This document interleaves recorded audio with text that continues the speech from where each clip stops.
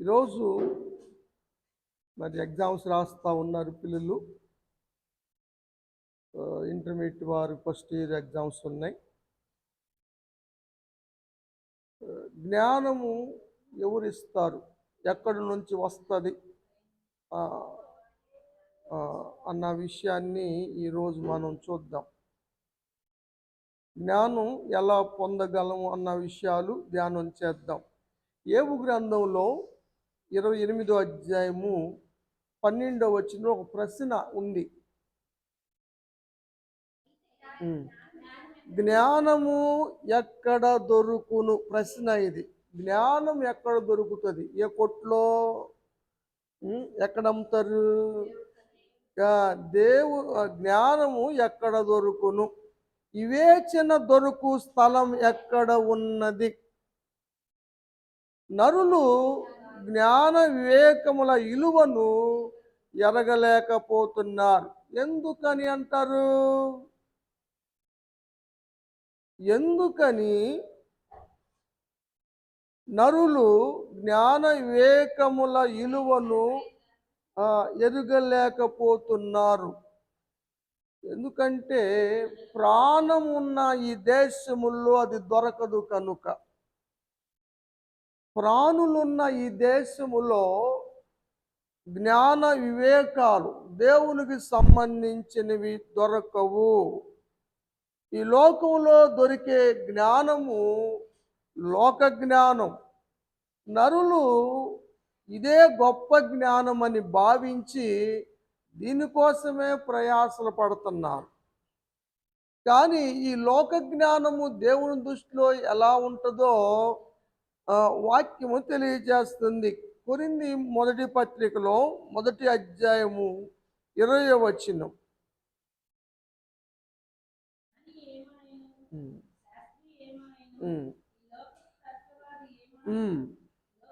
ఈ లోక జ్ఞానము దేవుని దృష్టికి వెర్రితనముతో సమానం కదా. శాస్త్రి అయినా జ్ఞాని అయినా ఎవరైనా సరే ఈ లోకానికి సంబంధించిన జ్ఞానం గలవాళ్ళే కానీ, లోక జ్ఞానం గలవారే కానీ దైవ జ్ఞానం గలవాళ్ళు కాదు. లోక జ్ఞానం గొప్పదా? దేవుని జ్ఞానం గొప్పదా? దేవుని జ్ఞానమే గొప్పది. కాబట్టి మనం దేవుని జ్ఞానాన్ని పొందుకునే ప్రయత్నం చేయాలి. అది మన బిడ్డలకి నేర్పించాలి, నేర్చుకునేలా చేయాలి. గ్రీసు దేశస్తులు ఉన్నారు. గ్రీసు దేశస్తులు తెలుసా? గ్రీకు వీడు తెలుసు మీకు. సరే, వీరు ఏమి ఎదుగుతారంటే 22వ వచనం.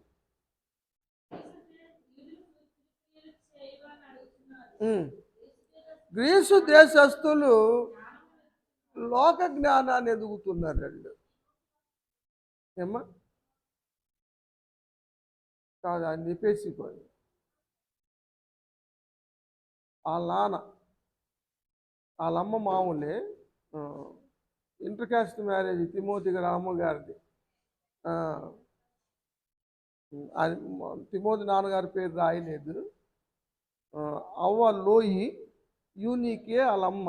యూనికే అమ్మ తిమోతి గారి నాన్నగారిని చేసుకుంది. ఆయన పరాయి దేశస్తుడు, యూదుడు కాదు ఆయన. అయినా అప్పుడే వాళ్ళు ఒప్పుకొని చేసుకున్నారు పెళ్ళిళ్ళు. ఇప్పుడు మరి ఎక్కువైనాయి కానీ సరే. అయితే దేవుని గురించి తెలిసిన వారు క్రీస్తుని ఎతుకుతారు. తూర్పు దేశపు జ్ఞానులు క్రీస్తుని ఎతుకుతూ వచ్చారు. ఎందుకని క్రీస్తుని ఎతికారు? కొలస్సీ పత్రిక 2వ అధ్యాయము 3వ వచనం. బుద్ధి జ్ఞానములు సర్వ సంపదలు క్రీస్తునందే గుప్తమై ఉన్నవి, దాయబడి ఉన్నవి. బుద్ధి జ్ఞానాలు సమస్తము కూడా యేసు ప్రభువారిలోనే ఉన్నాయి. అందుకని యేసయ్యని కలిగి ఉంటే అన్నీ కలిగి ఉన్నట్లే. అన్నీ, సమస్తం. ఎందుకంటే సమస్తం ఆయన దగ్గర ఉంది. అందుకని యేసయ్యని కలిగి ఉండటమే చాలా గొప్ప ధన్యత. యేసును కలిగి ఉన్నవారు అవును, ఆస్తి అయినా, జ్ఞానమైన, సంపదైన అన్నీ ఆయనే. కాబట్టి ఆయన ఎదుగుతూ ఉన్నారు. కాబట్టి మనం కూడా ఆ విధంగా దేవుని ఎదగటం మంచిది. దేవునికి ఎవరు నేర్పారు జ్ఞానం? ఎవరున్నారు సృష్టిలో దేవుడు తప్ప? మరి సృష్టి అంతా కలుగ చేశాడంటే దేవుడే కదా. సొలొమోను ఒక మాట రాస్తాడు తను రాసినటువంటి సామెతల గ్రంథంలో 3వ అధ్యాయం 19వ వచనం. దేవుని జ్ఞానం వలన ఈ భూమిని స్థాపించాడు దేవుడు, నీళ్ళ మీద పునాదేశాడు. చదువమ్మ. ఆయన వివేచన వలన ఆకాశాన్ని విశాలపరుచు, డివైడ్ కొట్టి చెప్తున్నాడు కదా. జ్ఞానం వలనేమో ఇది చేశాడు, వివేచన వల్ల అది చేశాడు. తెలివి వలన అగాధ జలముల ఊటలు.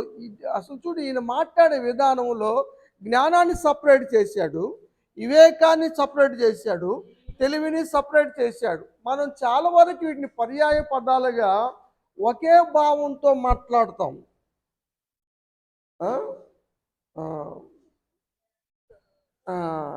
కానీ ఇక్కడ సొలొమోను ఏం రాస్తాడంటే, సొలొమోనుకు ఎందుకని ఆ విధంగా రాయగలిగాడంటే అతడు దేవుని జ్ఞానాన్ని పొందుకున్నాడు కాబట్టి అతనికి అర్థమైంది జ్ఞానం వేరు, వివేచన వేరు, తెలివి వేరు అన్న సత్యం తెలిసింది. వాటి వల్ల దేవుడు ఏం చేశాడో కూడా అర్థం చేసుకోగలిగాడు. చెప్తున్నాడు, రాస్తున్నాడు. ఇప్పుడు చదువమ్మ.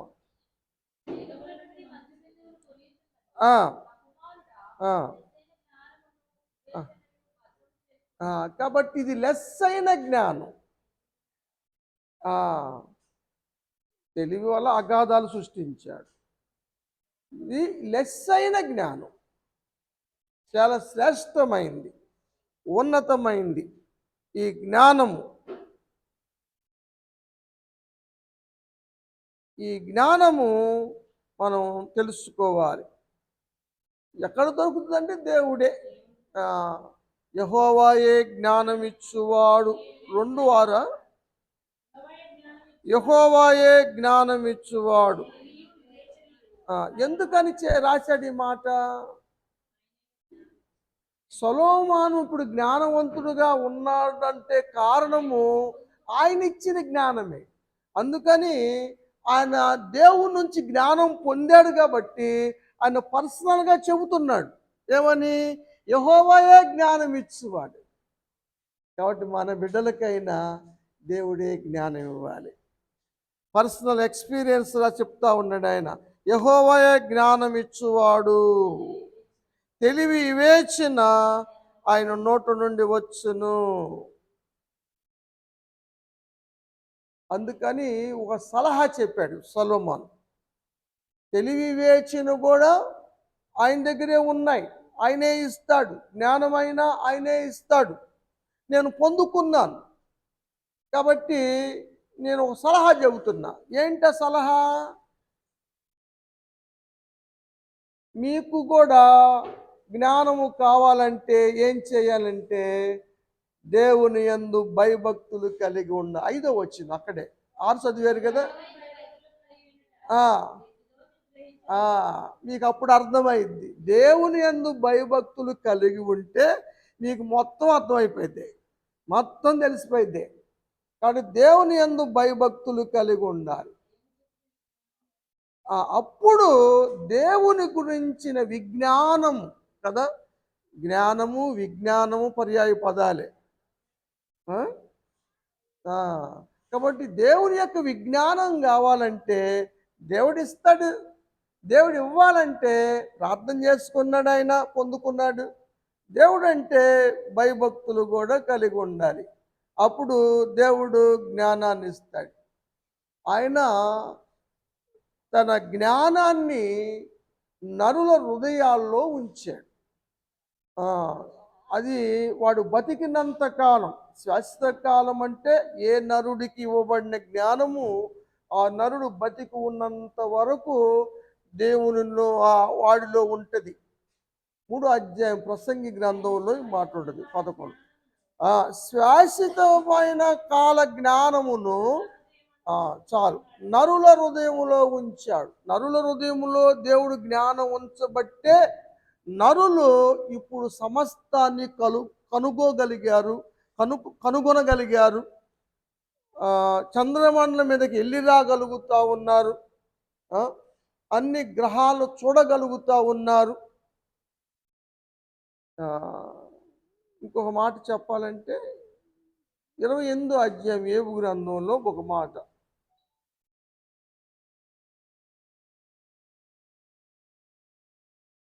28 మొదటి వచనం. వెండి ఎలా కనుగొన్నారు? ఆ గనిని ఎలా తెలుసుకోగలిగారు? దేవుడిచ్చిన జ్ఞానముతో. బంగారం ఎక్కడుందని ఎలా కనిపెట్టగలిగారు? ఇదిగో దేవుడిచ్చిన జ్ఞానముతో. మట్టిలో ఇనుము ఉందని ఎట్ట తెలిసింది మానవుడికి? దేవుడిచ్చిన జ్ఞానంతో. రాళ్ళు కరిగించి రాగి తీయొచ్చని ఎలా తెలుసుకోగలిగాడు మానవుడు? దేవుడిచ్చిన జ్ఞానంతో. ఆ చీకటిని అంతము చేయటం అంటే ఎలుగ్గా మార్చుకోవటం. చీకటి లేకుండా కరెంటును ఉత్పత్తి చేయొచ్చు, చీకటిని తొలగించుకోవచ్చని ఎలా తెలుసుకోగలిగి కరెంటును కనుగొనగలడు? థామస్ అల్వా ఎడిషన్ బల్బును కనుక్కున్న ఆయన అదే చెప్పాడు, బైబుల్ గురించి నేను చదివి నేను కనుగొన్నానని. ప్రపంచంలో కలుగు చేయబడిన ప్రతి వస్తువు కూడా దేవుని నమ్ముకున్న బిడ్డలు కలుగు చేసినవే. మనకు ఆయన అంటున్నాడు, క్రైస్తవులు ద్వేషిస్తున్నావు, బాగానే ఉంది, మరి వాళ్ళు కలుగు చేసిన ఎందుకు వాడుకుంటున్నావు నువ్వు? ఆనాడు గాంధీ గారు వాళ్ళ వస్తువులు బహిష్కరించాడు. వాళ్ళ వస్తువులన్నీ కొనొద్దని తగలబెట్టి ఉద్యమం చేశాడు. ఆయన మాత్రం బొడ్లో వాచి పెట్టుకున్నాడు.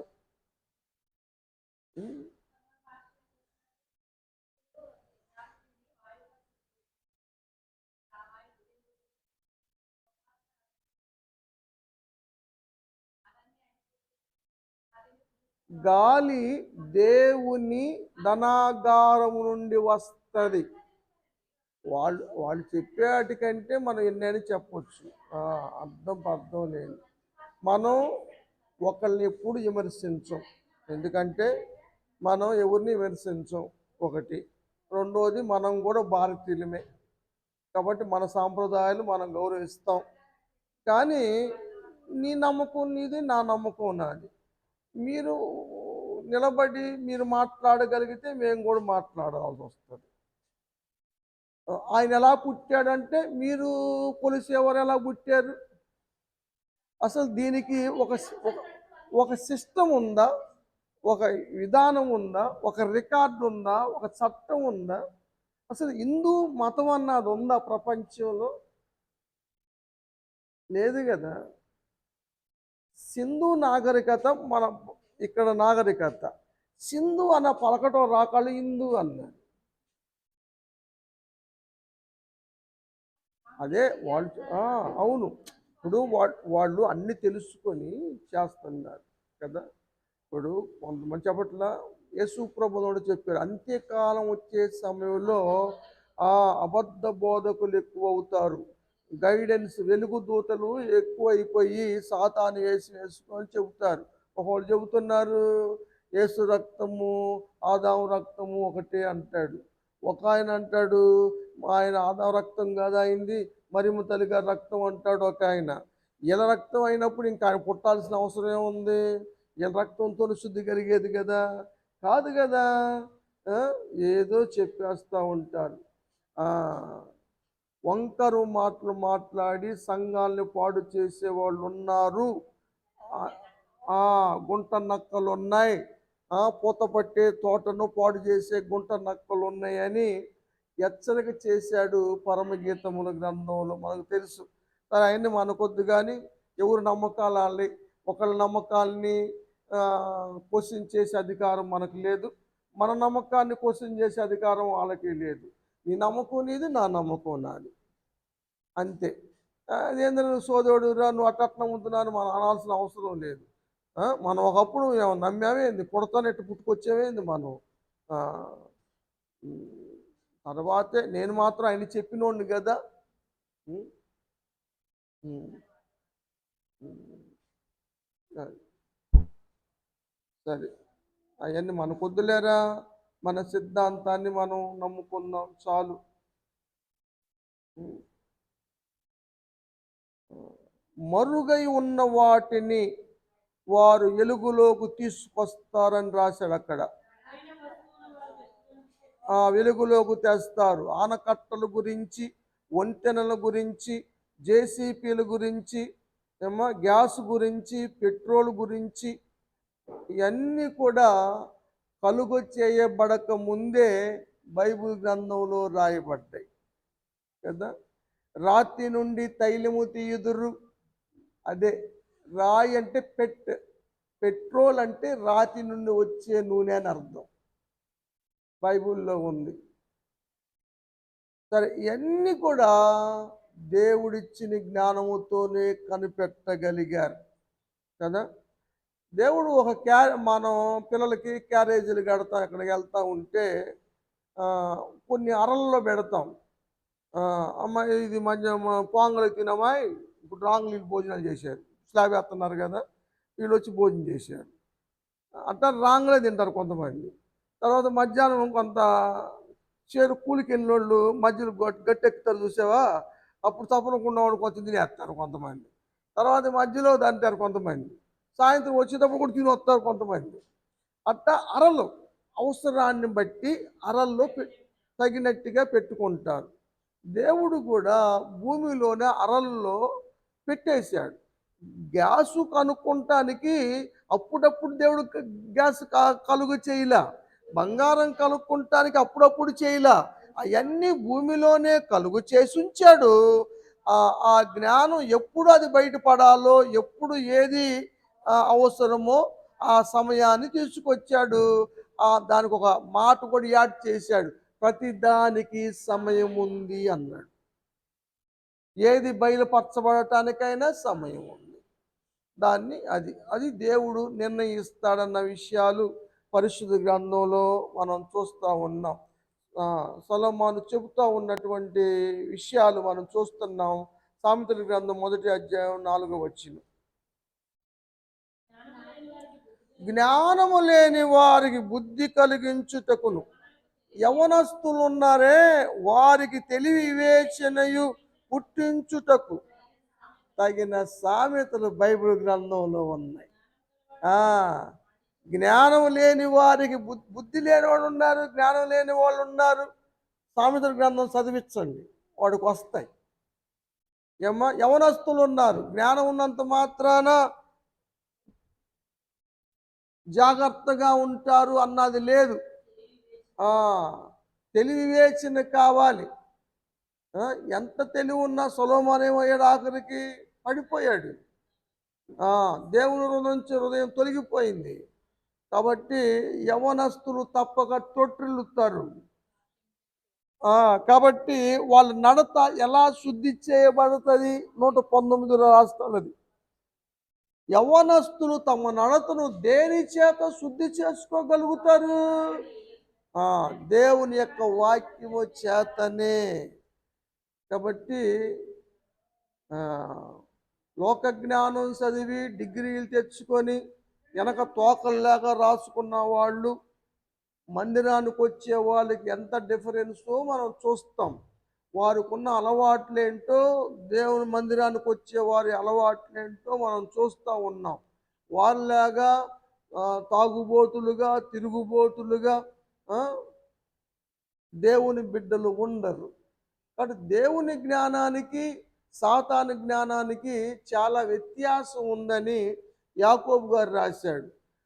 సాతాను జ్ఞానం ఉన్న కాడ వెర్రితనం ఉంటుంది. బొమ్మలు పూజించటం ద్వారా వచ్చే జ్ఞానము చోట అల్లరి ఉంటుంది. ఇర్మియా గ్రంథంలో రాస్తారు బొమ్మలు పూజ చేయటం వల్ల కూడా జ్ఞానం వస్తుందని. అందుకని చాలామంది పుస్తకాలకి పూజ చేస్తారు, దాని మీద గుర్తులు వేస్తారు, పసుపు రాస్తారు. చెప్పనా? అమ్మాయి చెప్పు వచనం తీసుకుంటారు. ఇర్మియా గ్రంథం 10వ అధ్యాయము 8వ వచనం చదువు.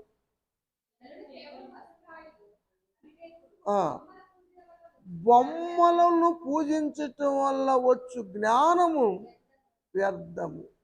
అంటే వస్తుంది, కానీ అది మనిషిని పాడు చేస్తుంది, కానీ పవిత్రపరచలేదు.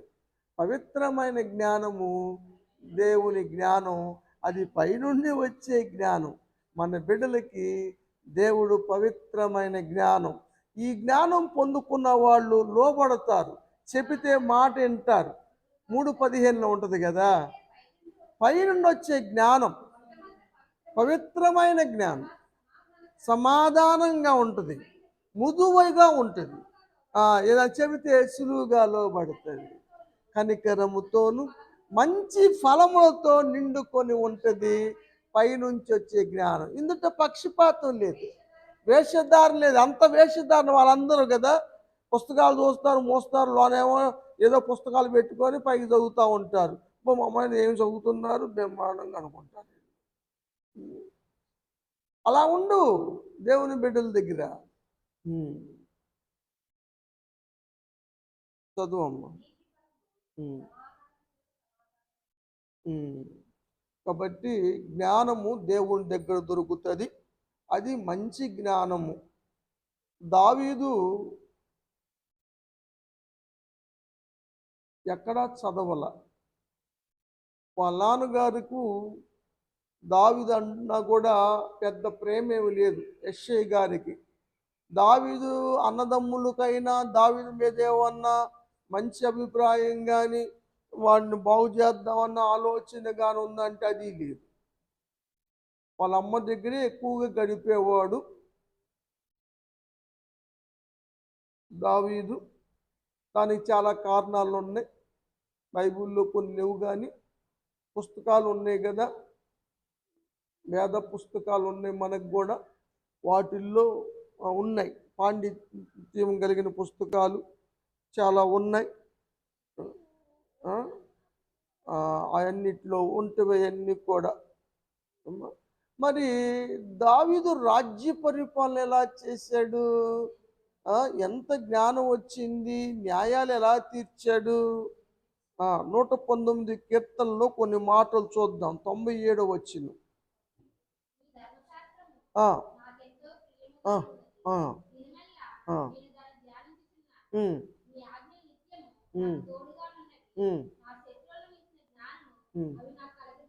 ఏమి కలుగు చేసినాయి? ధర్మశాస్త్రము, దేవుని యొక్క వాక్యము శత్రువును మించిన జ్ఞానాన్ని కలుగొచ్చేసింది. కాబట్టి ఏ శత్రువు కూడా దావీదు జయించలేకపోయాడు.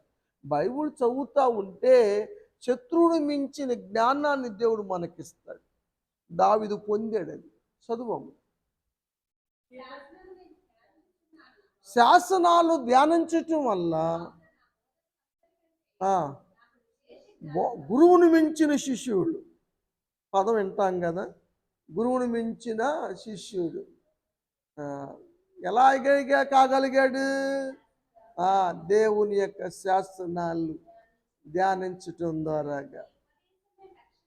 దేవుని ఉపదేశం లక్ష్యం చేయటం వల్ల ముసలోళ్ళ కన్నా విశేషమైన జ్ఞానం దావీదు సంపాదించుకున్నాడు. ఈ దావీదు చెప్పిన ఈ 3 మాటలు మనం చూస్తూ ఉన్నాం. ఎలా వచ్చింది దానికంటే దేవుని యొక్క వాక్యం ద్వారా వచ్చినవే కదా. న్యాయ పరిపాలన మాత్రము సమూయేలు నేర్పాడు. సమూయేలు ఒక గ్రంథాన్ని రాశాడు, తెలుసా మీకు? రాజ్య పరిపాలన పద్ధతిని గురించి రాశాడు. సమూయేలు మొదటి గ్రంథంలో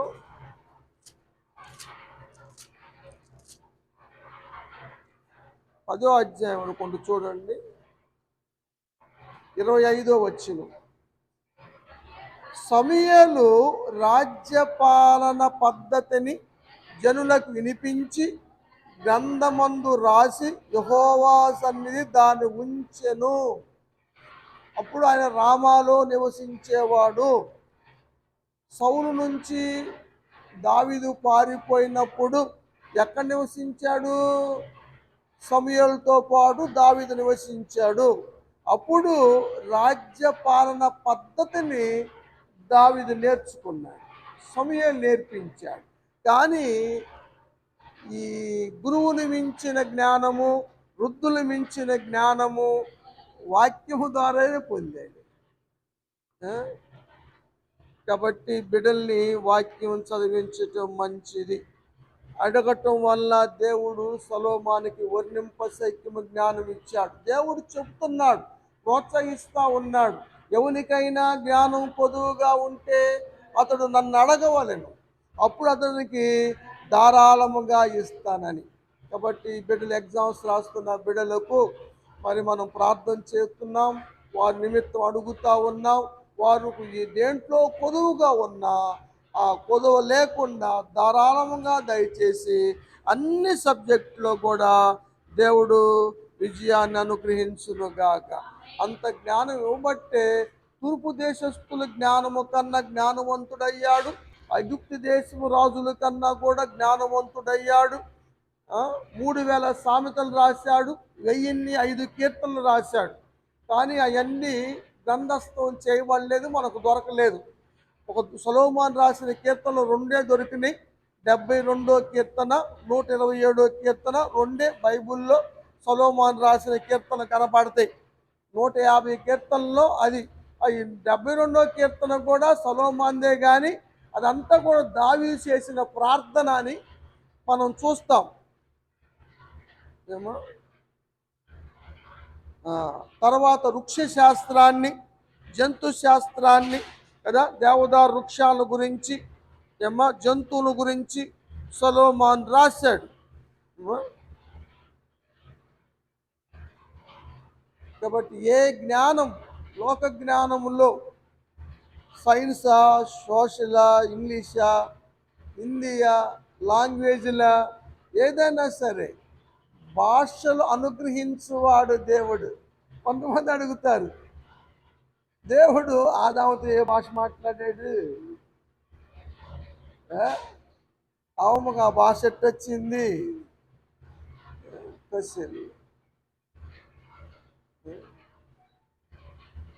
యేసు ప్రభు వారు మాత్రం అప్పుడప్పుడు అరబైక్ భాష మాట్లాడారు కదా, గ్రీకు, హిబ్రూ భాషలు మాట్లాడారు కదా.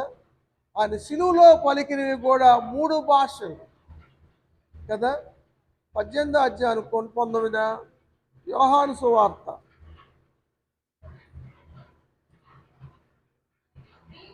క్వశ్చన్ చెప్పండి.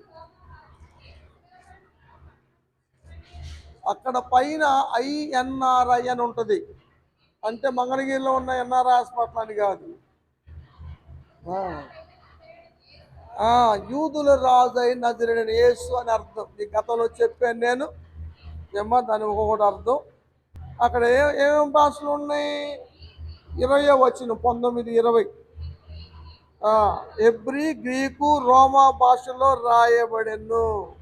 అందుకని అందరికీ అర్థం కాలేదు. భాషను అనుగ్రహించేవాడు దేవుడు. ఈరోజు సంస్కృతం రాస్తున్నారు పిల్లలు, దాంట్లో కావలసిన జ్ఞానాన్ని దేవుడు ఇచ్చునుగాక. ఏ సబ్జెక్టుకైనా సరే దేవుడు వచ్చే జ్ఞానం ద్వారా సొలొమోను ఏ విధంగా ఉన్నతమైనటువంటి స్థితిని పొందాడో మన బిడ్డలు కూడా దేవుడిచ్చిన జ్ఞానముతోనే అట్టి ధన్యతను పొందుదురుగాక. మనం చూస్తూ ఉన్నాం, మన సంఘంలో అందరూ కూడా మరి మంచిగా ప్రార్థనకు వస్తారు, బైబుల్ చదువుతారు. వాక్యం నేర్చుకుంటారు కాబట్టి అందరూ కూడా మంచి మార్కులతోనే పాస్ అయ్యారు. ఉద్యోగం లేని వాళ్ళు లేరు, అందరికీ ఉద్యోగాలు వచ్చినాయి. బ్యాంకు మేనేజర్లు అయ్యారు, సూపర్వైజర్లు అయ్యారు, ఇంజనీర్లు అయ్యారు, విదేశాలు వెళ్ళారు. అమెరికాలో ఉన్నారు, లండన్లో ఉన్నారు, కువైట్లో ఉన్నారు. అన్ని దేశాల్లో నేను వచ్చిన తర్వాత మన సంఘంలో చదువుకున్న వాళ్ళు పిల్లలు అన్ని దేశాలకు వెళ్ళారు, మంచి స్థానంలో ఉంచారు. నాకు ఇచ్చిన ముగ్గురు బిడ్డలు కూడా దేవుడు డిస్టింక్షన్లో పాస్ చేయించాడు అన్నింటిలో కూడా. కారణము దేవుని జ్ఞానం, అది దేవుని జ్ఞానం. కాబట్టి దేవుని జ్ఞానం పొందాలంటే ఏం చేయొచ్చు అంటారు? ఏమో ప్రార్థన చెయ్యాలి. ఇంకేం చేయొచ్చు అంటారు? భయభక్తులు కలిగి ఉండాలి. ఏమో వాక్యాన్ని ధ్యానం చెయ్యాలి. ఇలా చేస్తే దేవుడు జ్ఞానం ఇస్తాడు, విజయాన్ని ఇస్తాడు. ఆ రోజు యెహోషువ యుద్ధానికి వెళ్ళినప్పుడు మరి మోషే అహరోనులు హూరులు కొండపై మీదకి వెళ్ళి చేతులెత్తి ప్రార్థన చేసినప్పుడు వారు గెలిచారు. చేతులు బరువెక్కి దించినప్పుడు వాళ్ళు ఓడిపోయారు. మనం ప్రార్థన చేస్తే గెలుస్తారు పిల్లలు కదా. అమాలేకీయులు గెలుస్తున్నారు, మన పిల్లలు ఓడిపోతున్నారంటే ప్రార్థన లోపించటం. అందుకని ప్రార్థన సన్నిధిని నిర్లక్ష్యం చేయకూడదు.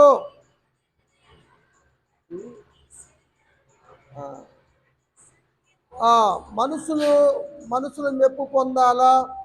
ఎవరి మెప్పు పొందాలి? అమ్మా ఫోన్ వచ్చింది, మాట్లాడతాను నేను, కొంచెం మీరు చేయండి. హలో అన్నా, ప్రైజ్ రాడన్నా.